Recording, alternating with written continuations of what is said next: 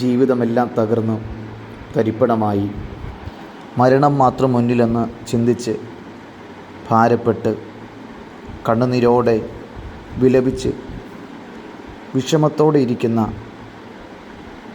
ആരെങ്കിലും ഈ ശബ്ദം കേൾക്കുന്നുവെങ്കിൽ നിങ്ങൾക്ക് കണ്ണുനീരിൽ നിന്ന് അത്ഭുതത്തിലേക്ക് കൊണ്ടുവരുന്ന ഒരു യേശുക്രിസ്തു ഉണ്ടെന്ന് ഈ സന്ദേശത്തിലൂടെ ഞാൻ നിങ്ങൾക്ക് കൈമാറുന്നു.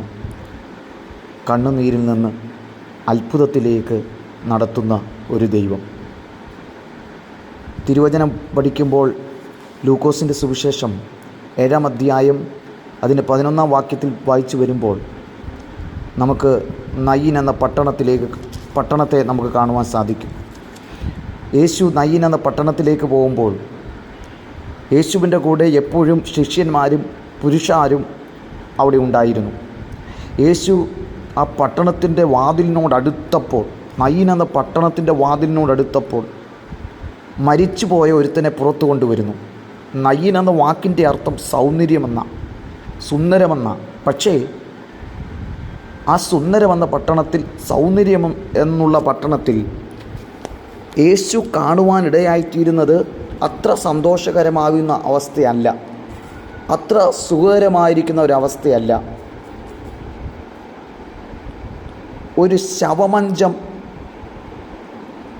ചിലർ ചുമന്നുകൊണ്ട് വരുന്നതാണ് നമുക്ക് കാണുവാൻ സാധിക്കുന്നത്.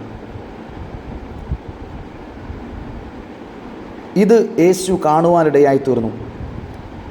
യേശു ഈ മകനെക്കുറിച്ച് തിരക്കിയപ്പോൾ മനസ്സിലാക്കാനിടയായി തീർന്നത്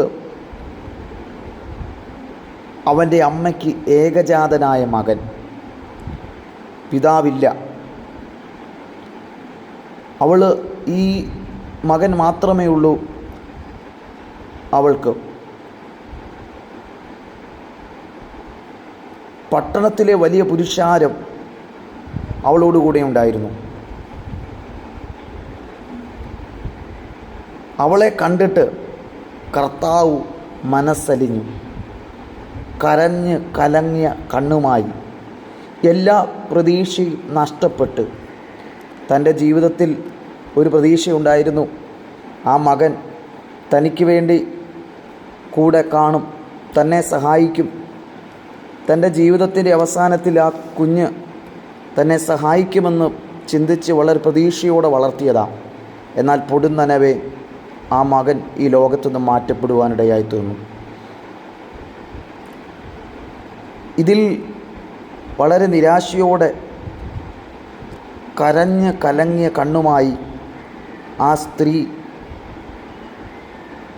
മുന്നോട്ട് കടന്നു വരുമ്പോൾ, ഒരു സൈഡിൽ ശവമഞ്ചം, മറു സൈഡിൽ ജീവൻ്റെ മേലും പ്രാണൻ്റെ മേലും അധികാരമുള്ള യേശു മുന്നോട്ടടുക്കുകയാണ്. യേശു മുന്നോട്ടടുത്ത് വന്ന് ഈ ശവമഞ്ചത്തെ കാണുവാനിടയായി തീർന്നു. അവളെ കണ്ടിട്ട് കരഞ്ഞ് കലങ്ങി ഹൃദയവുമായി, എല്ലാ പ്രതീക്ഷയും നഷ്ടപ്പെട്ടിരിക്കുന്ന അവളെ കണ്ടിട്ട് യേശു അവളെ കണ്ടിട്ട് മനസ്സലിഞ്ഞ് അവളോട് പറയുകയാണ്, കരയണ്ട എന്ന് പറഞ്ഞു. നമുക്കറിയാം, ഒരു മാനുഷിക വാക്കല്ല ആ പറയുന്നത്. സ്വർഗത്തിലെ ദൈവത്തിൻ്റെ അല്ലെങ്കിൽ അധികാരമുള്ള യേശുവിൻ്റെ വാക്ക കരയണ്ട. യേശു കരയണ്ട എന്ന് പറഞ്ഞാൽ അതങ്ങനെ തന്നെയാണ്. യേശു സൗഖ്യമാക്കുമെന്ന് പറഞ്ഞാൽ അതങ്ങനെ തന്നെയാണ്. കാരണം യേശു എവിടെയെല്ലാം പോയി യേശു പറഞ്ഞിട്ടുണ്ടോ, യേശു കൽപ്പിച്ചിട്ടുണ്ടോ, യേശു എവിടെയെല്ലാം ചെന്നിട്ടുണ്ടോ അവിടെയെല്ലാം അത്ഭുതങ്ങൾ നടന്നിട്ടുണ്ട്. ഇവിടെയും യേശു അവളോട് പറയുകയാണ്, കരയേണ്ട എന്ന് പറഞ്ഞു. സ്തോത്രം. ഇന്ന് പകൽ വിലാപത്തോടെ, വേദനയോടെ, കരഞ്ഞ് കലങ്ങിയ ഹൃദയവുമായി പല വിഷയത്തിൻ്റെ നടുവിൽ തലമുറയോർത്ത്, തലമുറയുടെ ഭാവിയോ ശരിയാകാത്തതിനെ ഓർത്ത് തലമുറയുടെ വിവാഹം നടക്കാത്തതിനെ ഓർത്ത്, ഒരുപാട് ചികിത്സിച്ചിട്ടും മാറാത്ത രോഗങ്ങളെ ഓർത്ത്, വിദേശത്തായിരിക്കുന്ന ജോലി ചെയ്ത മകൻ്റെ ജോലി നഷ്ടപ്പെട്ട് ഭാരപ്പെട്ട് വീട്ടിലേക്ക് മടങ്ങി വന്നതിനെ ഓർത്ത്, അങ്ങനെ പലവിധമായ പ്രയാസങ്ങളുടെ നടുവിലും ഭാരപ്പെട്ട് എന്ത് ചെയ്യണമെന്നറിയാതെ കരഞ്ഞ് കലങ്ങിയ കണ്ണുമായി ഈ ശബ്ദം ആരെങ്കിലും ഉണ്ടെങ്കിൽ നിങ്ങൾക്കൊരു ആ കണ്ണുനീരിനെ തുടയ്ക്കുന്ന ഒരു കർത്താവുണ്ട്. കണ്ണുനീരിനെ മാറ്റുന്ന ഒരു ദൈവമുണ്ട്. സങ്കീർത്തനക്കാരൻ ഇങ്ങനെ പറയുന്നു, നീ എൻ്റെ വിലാപത്തെ നൃത്തമാക്കി രട്ടഴിച്ച് സന്തോഷം ഉടിപ്പിച്ചിരിക്കുന്നു. വിലാപത്തെ നൃത്തമാക്കുന്ന ഒരു ദൈവമുണ്ട്. യേശു അടുത്തു ചെന്നു. യേശു അവളുടെ കണ്ടിട്ട് മനസ്സലിഞ്ഞ് അവളോട് കരയേണ്ട എന്ന് പറഞ്ഞിട്ട് യേശു അവളുടെ അടുത്ത് ചെന്നു മഞ്ചം തൊട്ടു. ഇന്ന് പകൽക്കാലം യേശു നിൻ്റെ അവസ്ഥയെ തൊടുകയാണ്. ഈ ശബ്ദം കേൾക്കുന്ന മാന്യ സ്നേഹിതരെ, ശ്രോതാവേ, നിൻ്റെ അവസ്ഥ എത്ര പ്രയാസകരമാണെങ്കിലും പരിതാപകരമായ അവസ്ഥയാണെങ്കിലും എത്ര മാത്രം നീ കഷ്ടപ്പെട്ടായിരിക്കുന്ന അവസ്ഥയാണെങ്കിലും നിന്നെ തൊടുന്ന ഒരു കർത്താവുണ്ട്. യേശു നിന്നെ തൊടും.